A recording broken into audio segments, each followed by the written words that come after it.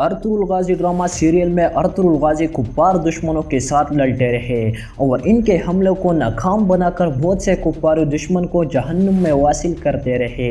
लेकिन बाज़ मौके पर कुफ्फार ने अपनी असलियत को ज़ाहिर करते हुए अर्तुगरुल गाजी और कई कबीले पर इतने बड़े हमले किए जिनके लिए ना तो अर्तुगरुल गाजी मेंटली तैयार था और ना फिज़िकली। कुफ्फार के इन हमलों ने अर्तुगरुल गाजी और कई कबीले को माली और जानी नुकसान से दोचार किया। आज की इस वीडियो में हम अर्तुगरुल गाजी पर किए जाने वाले ऐसे 5 बड़े हमलों के बारे में बात करेंगे, मगर इससे पहले अगर आप लोगों ने हमारा चैनल सब्सक्राइब नहीं किया है तो प्लीज़ हमारा चैनल उज़ैर स्पीड को सब्सक्राइब करें और साथ में बिल वाले आइकन पर भी दबा दीजिए, क्योंकि हम अर्तुगरुल गाजी ड्रामा सीरियल पर वीडियो बनाने का सिलसिला जारी रखेंगे। तो बढ़ते हैं अपनी वीडियो की तरफ और शुरू करते हैं अपना काउंटडाउन।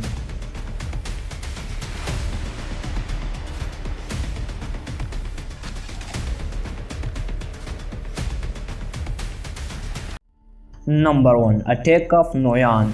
नोयान के इस हमले से कौन वाकिफ़ नहीं होंगे। नोयान ने चूँकि अर्तुगरुल गाजी पर बहुत सारे हमले किए थे, लेकिन सबसे बड़ा कातिलाना हमला नोयान ने अर्तुगरुल गाजी और कई कबीले पर उस वक्त किया था जब कई कबीला हिजरत कर रहे थे। इस हमले में नोयान ने सारा कई कबीला मुकम्मल तौर पर तबाह किया था और नोयान ने अपने ख़ास आदमी तुंगुत को अर्तुगरुल गाजी पर हमला करने के लिए भेजा था। तुंगुत जब अर्तुगरुल गाजी पर हमला करते हैं तो अर्तुगरुल गाजी दलेरी से तुंगुत के बहुत से सिपाहियों को जहन्नुम में वासिल कर देते हैं, लेकिन फिर तुंगुत यानी नोयान के ख़ास आदमी के सिपाही बुर्चियों की मदद से अर्तुगरुल गाजी पर काबू पा लेते हैं और गाजी को ज़िंदा पकड़कर नोयान के पास ले जाते हैं। और फिर नोयान की बात ना मानने पर नोयान काफ़ी अरसे तक अर्तुगरुल गाजी पर तशद्दुद करते रहे, लेकिन आखिरकार गनी की मदद से अर्तुगरुल गाजी नोयान के कैद से फरार हो जाते हैं। Number 2, attack of Alincak. Alincak एक खून प्यासा मंगोल कमांडर था जो हलाकू खान के ख़ास आदमी के तौर पर जाना जाता है। अलंजक ने हलाकू खान के कहने पर कई कबीले पर हमला किया था और अर्तुगरुल गाजी के रियासती खेमे और सोगोत बाज़ार को कब्ज़े में ले लिया था। कमांडर अलंजक ने अर्तुगरुल गाजी को कत्ल करने, कई कबीले को तबाह करने और संदूक को हासिल करने के लिए कई कबीले पर हमला किया था।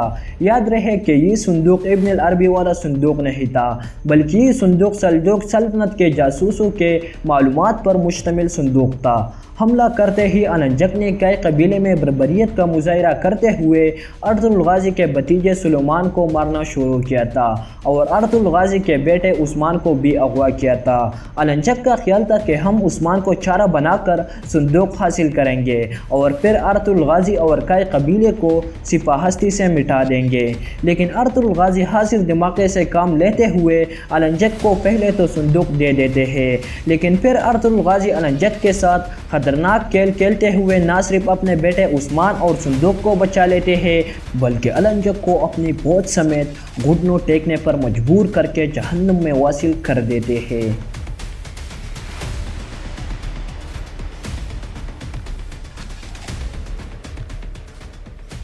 Number 3, attack of commander Aris. Commander Aris एक सलेबी कमांडर होने के नाते अर्तुगरुल गाजी के सबसे बड़े दुश्मनों में शुमार किया जाता है। कमांडर वेसोलस के खात्मे के बाद आरस को कराचाइसार किले के कमांडर मुकर्रर किया जाता है।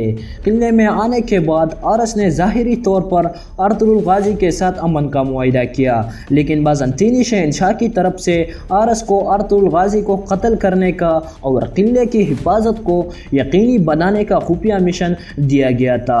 इसी दौरान अर्तुगरुल गाजी जब मुहिम के लिए जाते हैं तो कमांडर आरस रास्ते में जाल बिछाकर अर्तुगरुल गाजी पर हमला करते हैं।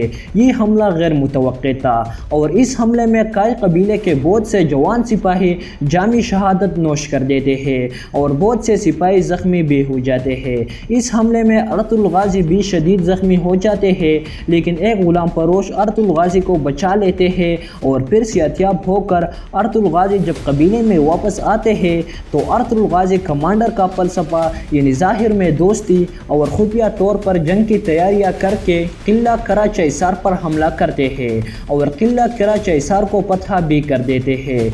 قلعے کو فتح کرنے کے دوران قلعے کے سارے صلیبی سپاہیوں کو مارے جاتے ہیں، لیکن ارسطائٹس کی طرح قتل ہونے سے بچ کر قلعے سے باہر جانے میں کامیاب ہو جاتے ہیں، اور پھر کچھ عرصہ گزرنے کے بعد ابن العربی کے رہنمائی سے اور ارطغرل غازی کے ہاتھوں ارس دامنی اسلام میں داخل ہو جاتے ہیں۔ أشهد أن لا إله إلا الله أشهد أن لا إله إلا الله وأشهد أن وأشهد أن محمدا عبده ورسوله محمدا عبده ورسوله۔ Number 4، attack of ایرکوبوکا۔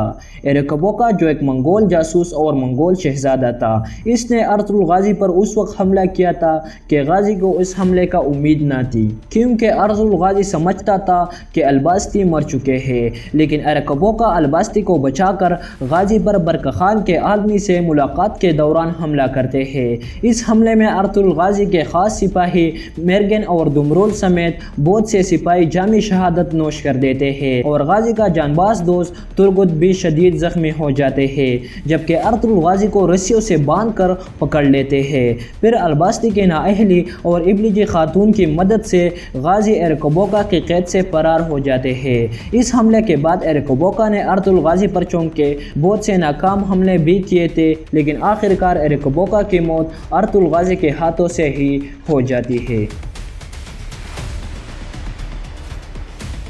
Number 5، attack of Simon. Simon جو کہ ایک صلیبی جاسوس تھا جس کی ملکیت میں نہلی بازار تھا۔